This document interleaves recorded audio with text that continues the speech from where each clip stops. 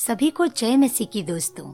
आज का सुंदर मनन लिया गया है लूका रचित सुसमाचार अध्याय 18 आयत 1 से 8 तक में, जहां हम देखते हैं कि प्रभु यीशु मसीह ने अपने चेलों को नित्य प्रार्थना करते रहना और दृढ़ता के साथ प्रार्थना करना, हिम्मत ना हारना के विषय में एक दृष्टांत बताया है। उस दृष्टांत में प्रभु यीशु मसीह ने कहा कि एक न्यायाधीश था जो न परमेश्वर से डरता था और न मनुष्य की कुछ परवाह करता था। वो केवल बड़े लोगों के लिए काम किया करता था। लेकिन उसी नगर में एक विधवा गरीब स्त्री भी थी जिसके ऊपर कोई मुकदमा चल रहा था, और वो उस न्यायाधीश के पास बार बार आकर कहती थी कि मेरा न्याय चुका दे, मुझे मुद्दई से बचा ले। लेकिन वो न्यायाधीश बार बार उसकी बातों को अनसुना करता था। लेकिन विधवा स्त्री दृढ़ता के साथ बराबर आती रही, और एक दिन ऐसा हुआ कि उस न्यायाधीश ने मन में विचार किया कि इससे पहले कि ये विधवा स्त्री आ करके मेरे नाक में दम कर दे, मैं इसके न्याय को चुका देता हूँ। प्रभु यीशु मसीह इस दृष्टांत के द्वारा अपने चेलों को बताना चाहते थे कि देखो, वो न्यायाधीश जो एक अन्यायी न्यायाधीश था, जो न मनुष्य की परवाह करता था और न परमेश्वर से डरता था, उसने भी उस विधवा स्त्री के न्याय को चुका दिया। तो तुम्हारा स्वर्गीय पिता तुम्हारी दुहाई को, अपने चुने हुए लोगों की पुकार को क्यों ना सुनेगा। प्रिय दोस्तों, इस दृष्टांत से भला हम क्या सीखते हैं? आइए कुछ बातों पर हम चर्चा करें। इस दृष्टांत से हम देखते हैं कि यह दृष्टांत दृढ़ता से प्रार्थना करते रहने और हिम्मत ना हारने के ऊपर बतलाया गया है। आज हम जिन बातों के लिए प्रार्थना करते हैं उसमें हमें निरंतर बने रहने की आवश्यकता है, हिम्मत ना हारने की आवश्यकता है। वहाँ कैसा न्यायाधीश था? वह एक अन्यायी न्यायाधीश था जो न परमेश्वर से डरता था और ना ही मनुष्य की परवाह करता था। और वो विधवा स्त्री का क्या गुण था कि वो निरंतर अपनी गुहार को लगाती रही। उसे इस बात की कोई परवाह नहीं थी कि जिससे वो गुहार लगा रही है वो उसकी गुहार को सुनेगा या नहीं सुनेगा, लेकिन वो अपनी गुहार को, अपनी दुहाई को बराबर देती ही रही। आज हमारे सामने भी यही बात है कि जब हम प्रार्थना करते हैं, हम इस बात को स्मरण रखें कि जिसकी दुहाई हम दे रहे हैं, हमारा वो परमेश्वर न्यायी परमेश्वर है और वो हमारी प्रार्थना को जरूर सुनता है। बाइबल में ऐसे कुछ सुंदर वचनों को हम देखते हैं जहाँ पर हम पाते हैं कि यदि हम परमेश्वर से प्रार्थना करते हैं तो परमेश्वर हमें जरूर सुनता है और हमें जरूर आशीष देता है। बाइबल कहती है मत्ती 26 के 41वें पद में, जागते रहो और प्रार्थना करते रहो कि तुम परीक्षा में ना पड़ो। आत्मा तो तैयार है परंतु शरीर दुर्बल है। प्रिय मित्रों, बहुत बार हमें लगेगा कि अभी प्रार्थना करने का मन नहीं है, अभी मैं प्रार्थना नहीं करता हूँ या नहीं करती हूँ या बाद में कर लूंगा। लेकिन याद रखिए, हमें जागते रहना है और प्रार्थना करते रहना है।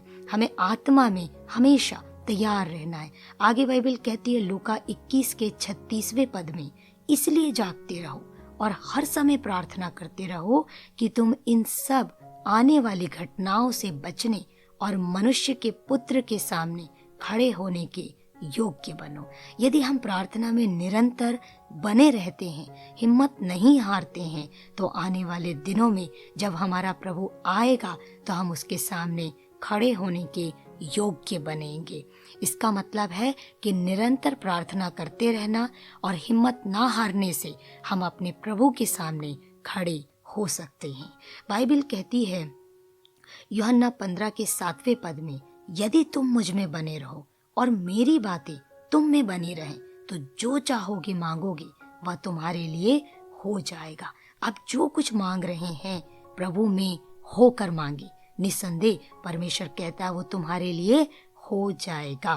भजन संहिता 91 के 15वें पद में हम देखते हैं, बाइबल कहती है जब वह मुझको पुकारे तब मैं उसकी सुनूंगा, संकट में मैं उसके संग रहूंगा, मैं उसको बचाकर उसकी महिमा को बढ़ाऊंगा।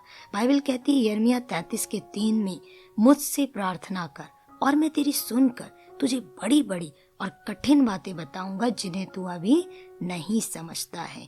प्रार्थना करते रहने से परमेश्वर हमारे जीवन में अद्भुत बड़े कामों को करता है, और ऐसे ऐसे कामों को करता है जो काम अभी हमारे बुद्धि में, हमारे ज्ञान में भी नहीं चढ़े हैं। बाइबल कहती है जकरिया 13 के 9वें पद में, उस तिहाई को मैं आग में डालकर ऐसा निर्मल करूंगा जैसा रूपा निर्मल किया जाता है, और ऐसा जांचूंगा जैसा सोना जांचा जाता है। वे मुझसे प्रार्थना किया करेंगे और मैं उनकी सुनूंगा। मैं उनके विषय में कहूंगा ये मेरी प्रजा है। वे मेरे विषय में कहेंगे यहोवा हमारा परमेश्वर है।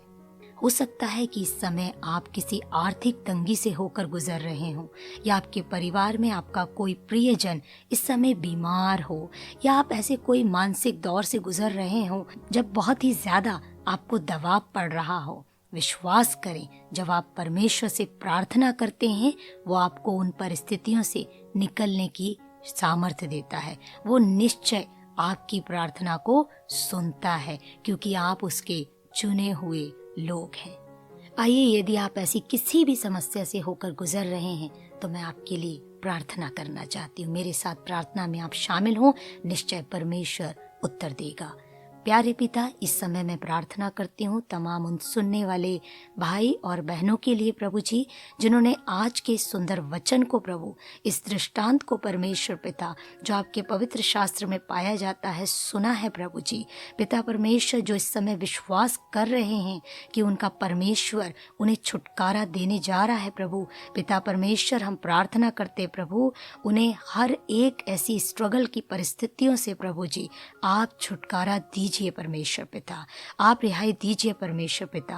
प्रार्थना करते हैं परमेश्वर पिता, यदि कोई आर्थिक तंगी में है या कोई बीमार है परमेश्वर पिता, या मेरे प्रभु जी कोई भी ऐसे मानसिक दबाव से होकर गुजर रहा है, या परिवार में रिश्तों में कोई ऐसी खींचातानी है प्रभु जी, हम प्रार्थना करते परमेश्वर उनके जीवन में आपका छुटकारा हो प्रभु जी।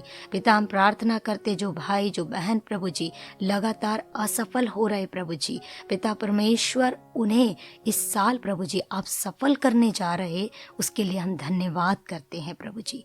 धन्यवाद धन्यवाद धन्यवाद करते प्रभु, धन्यवाद करते परमेश्वर पिता। धन्यवाद के साथ इस प्रार्थना को हमारे उद्धारकर्ता प्यारे प्रभु मसीह यीशु के नाम से मांगते हैं, आमीन आमीन।